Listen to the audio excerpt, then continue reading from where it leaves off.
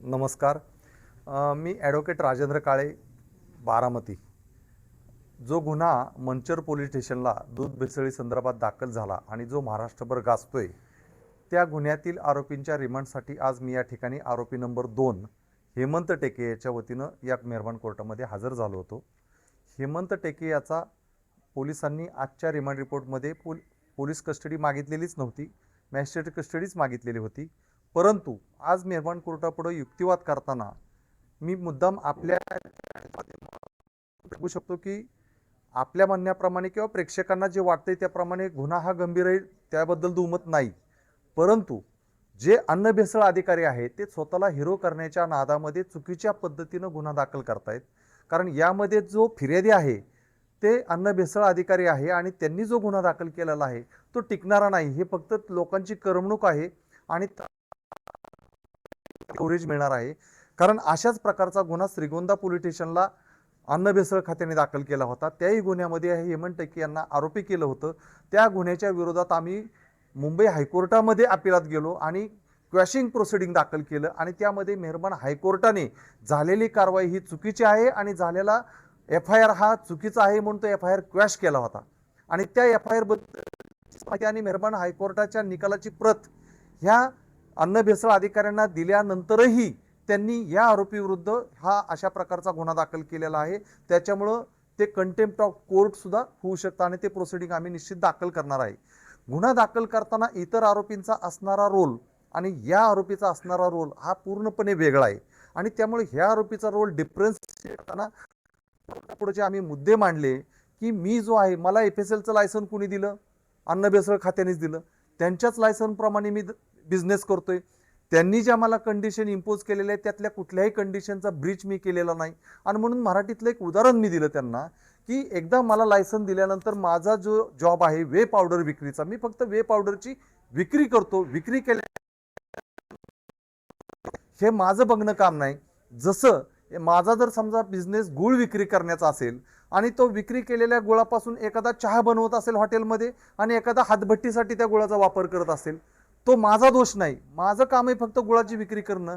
तशाच पद्धतीनं माझ्याकडे अधिकृत सेंट्रल गव्हर्नमेंट ऑफ इंडियाचं FSLचं लायसन आहे, माझ्याकडे GST नंबर आहे, अधिकृत सगळी बिलं आहेत आणि त्या बिलाप्रमाणे मी तो माल विक्री केलेला आहे. आता तो माल विक्री केल्यानंतर पुढे त्यांनी काय केलं ह्याच्याशी माझा काही संबंध नसतानाही मला त्यांनी त्यामध्ये आरोपी केलेले आणि म्हणून या सुद्धा मॅटरमध्ये आम्ही मुंबई उच्च न्यायालयामध्ये जाणार आहे आणि निश्चितपणे जसा पहिला FIR क्वॅश झालाय तसा हा सुद्धा FIR क्वॅश होणार आहे. तुम्ही गंभीर अशी भाष्य करताय FDIच्या अधिकाऱ्यांवरती.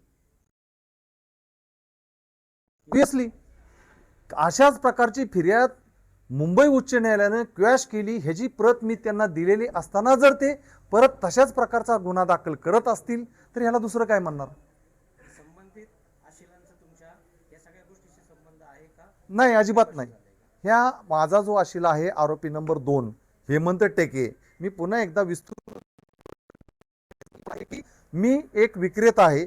माझ्याकडे अधिकृतपणे अन्न भेसळ खात्याने दिलेला लायसन्स परवाना आहे आणि तो माझा अधिकृत आहे. त्याचा एक्सपायरी झालेला नाही किंवा त्याच्यावर कुठली कारवाई झालेली नाही किंवा तो आज रोजी रद्दही केलेला नाही. त्याच परवान्यावरती माझ्याकडे अधिकृत GSTचं लायसन आहे आणि त्या लायसनप्रमाणे जो माल मी खरेदी केला त्याची GSTची बिलं आहेत. आणि वे पावडर हे मी मॅन्युफॅक्चरिंग करत नाही तर महाराष्ट्रातले अनेक जे दूध धंदे आहेत, मोठमोठ्या कंपन्या आहेत, ते मॅन्युफॅक्चरिंग करतात. त्यांच्याकडून आम्ही तो माल विकत घेतो आणि जसा त्यांच्या पॅकिंगमध्ये आलेला आहे तसाच माल आम्ही विक्री करतो. त्यामध्ये मी तर कुठं मॅन्युफॅक्चरिंगमध्ये नाहीये, मी त्याच्यामध्ये कुठं अडल्ट्रेशन केलेलं नाही किंवा माझा दूध विक्रीचा धंदाच नाही.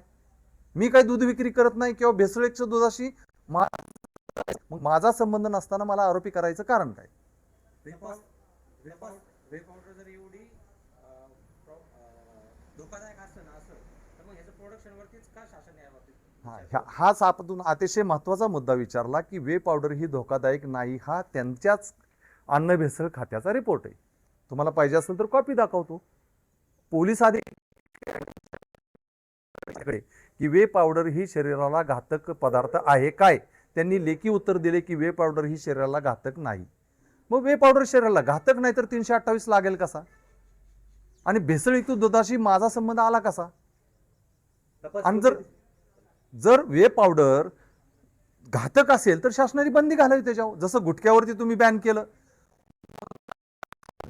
का प्रत्येक गावोगाव मिळतीच आहे ना. म्हणजे जी बॅन आहे ते मात्र राजरोस विकलं जाते आणि जे बॅन नाही ते आम्ही विक्री करतोय तर आमच्यावर गुन्हा दाखल होतोय. मग शासनच त्याला बॅन करत नाही, ते जीविताला अपायकारक नाही आणि अन्न भेसळ खातं ते विक्री करण्यासाठी मला अधिकृत लायसन देते. या एवढ्या महत्वाच्या सेन्सिटिव्ह विषयात तपास विग्रेशन होतंय का? नाही, मी सांगितलं आपल्याला अगोदरच ज्या पद्धतीनं गुन्हा दाखल केलाय ह्यात पोलिसांचा दोष नाही, कारण त्यांच्याकडे एकदा FIR आली की कायद्याचं तत्व law set on motion and investigation start. पण जर FIRच मूलतः चुकीची असेल तर जर पाया आपण घर बांधताना पाया जर कच्चा राहिला तर वरची बिल्डिंग कोलॅप्स होणार आहे, ह्याचा पायाच कच्चा ठेवलाय आणि हे जाणीवपूर्वक केलं असावं की वरची बिल्डिंग कोलॅप्स होणार आहे.